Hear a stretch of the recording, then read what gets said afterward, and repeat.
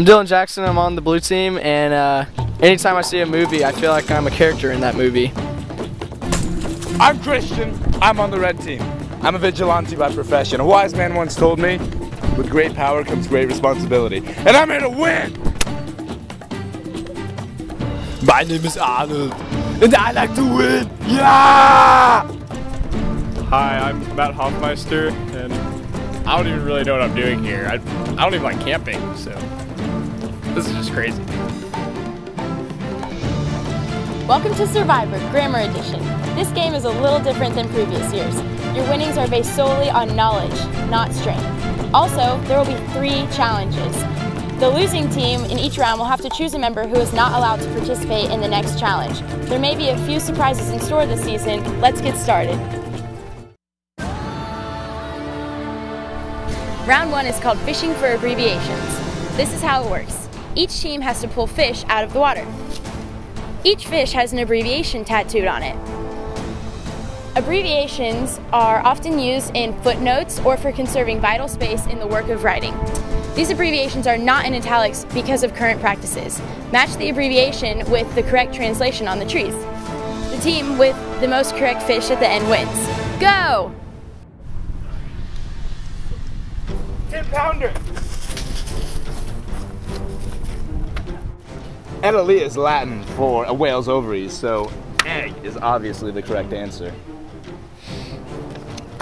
This one's green. This one's red. Come on, Richard. That looks better. Okay, we're done.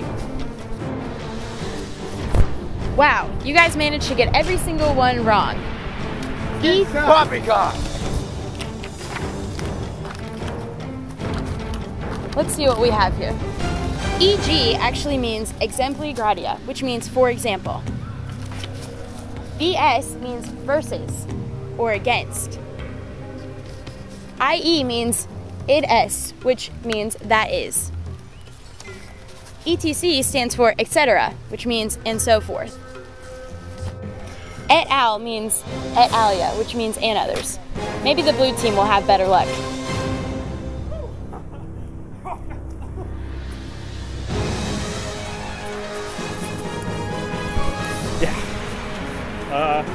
C, that's for circa. Yep. VOL is for volume. Yes! CONT is for continued. Job is for chapter. And page with a dot at the end. It's for page. Page 21. It seems the blue team got all of them right. The blue team wins!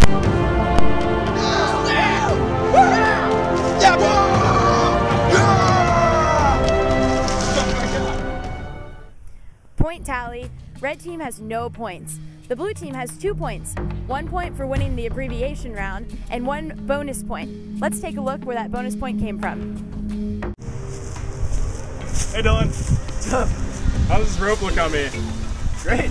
Well, that's not a pretty sight. Bonus point for using my toadies. What are litotes?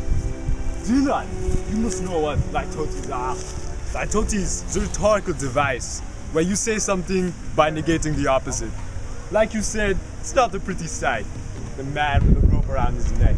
You could have said he's ugly, it's an ugly sight, but you said it's not a pretty sight. I got you, man. I got it. Yeah!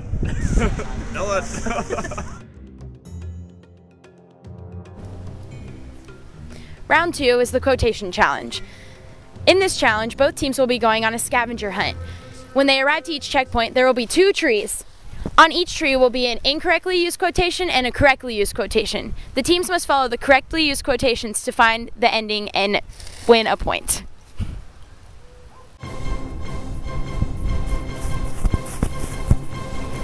Oh, here we go. This one's right because the punctuation is on the outside of the parenthetical documentation.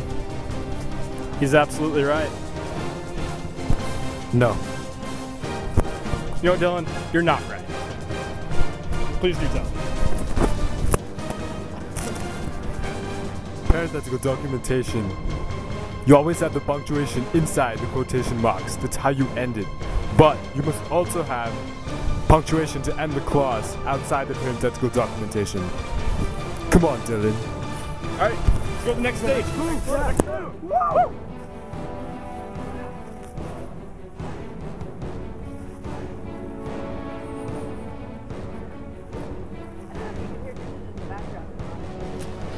Team, I found the next clue. Well, Matt, after seeing his father's ghost, Hamlet asked his guards to do him a favor. Horatio replied to him that, "What is it, my lord?" Doesn't sound right. No, it really doesn't. After seeing, let's try this one, okay? After seeing his father's ghost, Hamlet asked his guards to do him a favor. Horatio, eager to do anything for Hamlet, asked, "What is it, my lord?" Hey guys, I think this one sounds better. That one's right. Alright, let's keep going.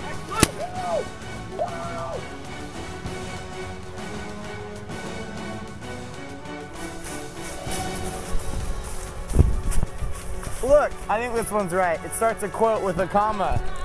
Well,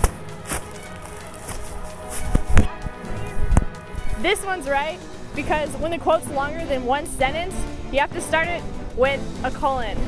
When I told my mother I was going out to dinner tonight, she replied, "I think you should stay home tonight. You have a lot of homework."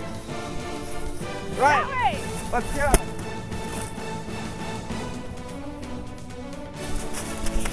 I have no idea which one of these is right. Well, you know what? I think this one's right because when you're quoting two or more lines from poetry, you have to separate the lines with a virgule. It looks like a slash. And then you have to capitalize the first letter of the next line.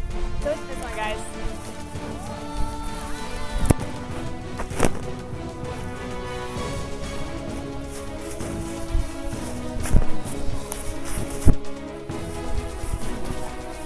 Wait a second.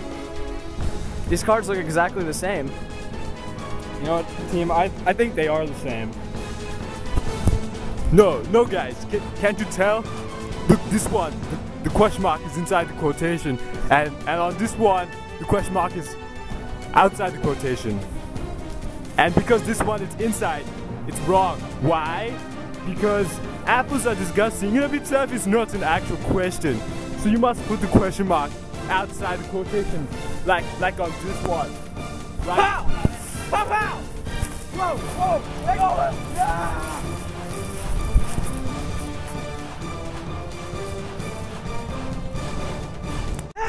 Get out of here! We won! We won this scavenger hunt! Whoa! To the car! Point update, the blue team won the scavenger hunt because they completed 3 of the checkpoints while the red team only completed 2. The total score right now is blue team has 3 points and the red team earned 1 point for getting a bonus point. Hey Christian, what are you eating? Oh, you want some berries? Yeah, they're not poisonous, right? No, murdering you is the last thing I'd want to do. But it is on my list. Alright, sweet. Bonus point for the red team for using paraprostokian. What's paraprostokian? It's paraprostokian. It's a rhetorical device where the second part of the sentence is surprising and it makes the person look at the first part of the sentence in a different light. Like what I did. Yeah! Where'd Richard go? Where's Richard?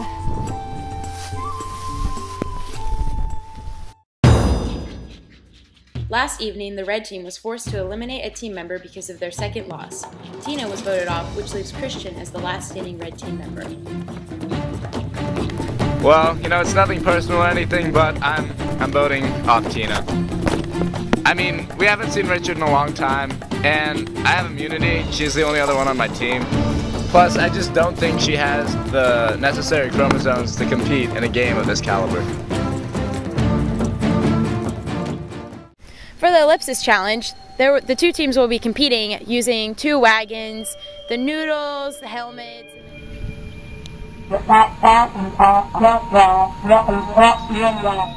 And that's all. So basically, you just have to put the ellipsis in the right place. Good luck. Oh my god. What are they doing? Guys, they don't know anything about ellipses. To be honest, I don't really know anything about ellipses either. Well, you know, they're rarely needed. You can always find another way to replace an ellipse. I mean, they indicate an omission of a word or words in a quotation, and they're really easy to write. Like, all you have to do.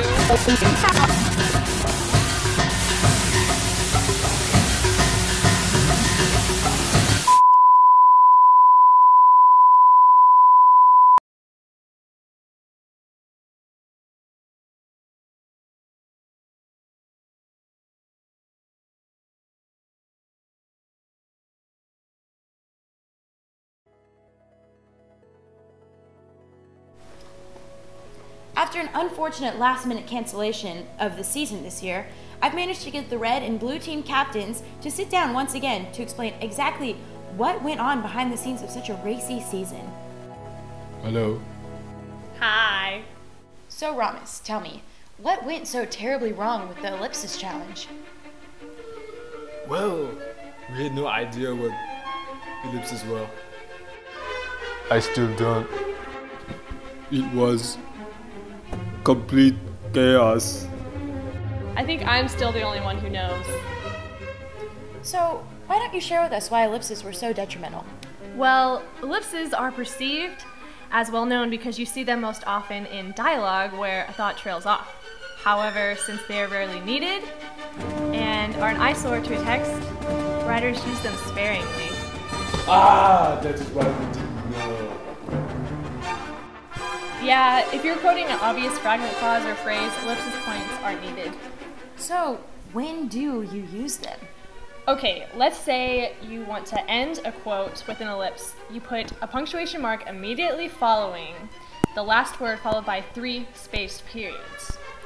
If you're using it in the middle of a quotation, leave out the punctuation mark or a comma and just follow the word with a space, then 3 spaced periods. And continue on with the rest of the quote. So, let's say, when chaos broke out in the field, Lindsay screamed, "Someone call an ambulance. I think Christian is dead too." And that's when you end the quote. What about the beginning of a quotation? Well, that's visually distracting and easily avoidable. You can almost always find a way to rearrange a sentence with an intro clause before the quote. Also, if you're quoting a passage or verse in poetry and want to omit multiple lines, instead of using 3 spaced periods, use a single line of spaced periods and write the parenthetical citation from the first line number to the very last line number quoted. The reader will be able to figure out how many lines you omitted. So Arnold, how did the blue team do so well so quickly on the quotation challenge? Well, we were really lucky that blind and orphan quotes weren't tested, because I don't know what those mean. Oh, Arnold, those are the easiest to recognize. Blind quotes are quotes attributed to something vague. If they can be avoided, do so. But sometimes you have to use them to protect a source. So if I were to write, a CBS newscaster stated, "We will neither confirm nor deny the fatality of any castaways," that would be a blind quote. Instead of saying, Lindsay Shapker stated, "We will neither confirm nor deny the fatality of any castaways." And orphan quotes are quotes where the reader has to guess or assume who is saying it because it lacks explicit attribution. For example, Lindsay ran into the field. "Someone call an ambulance!" The blue team ran away. These are always a no-no,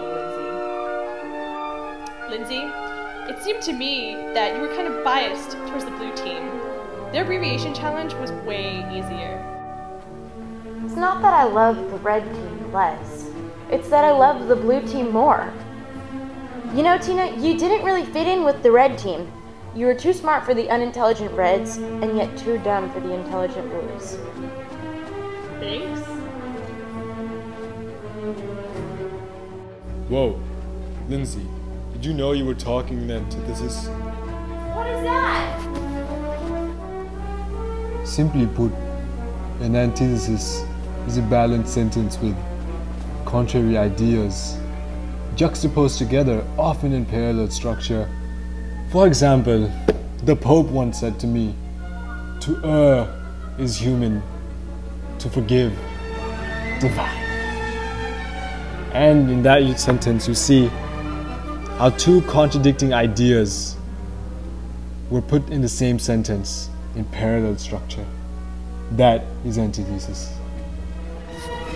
Thanks for joining us on the Survivor After Show. Make sure you join us next season, if there is one, when the red and blue teams take on Antarctica.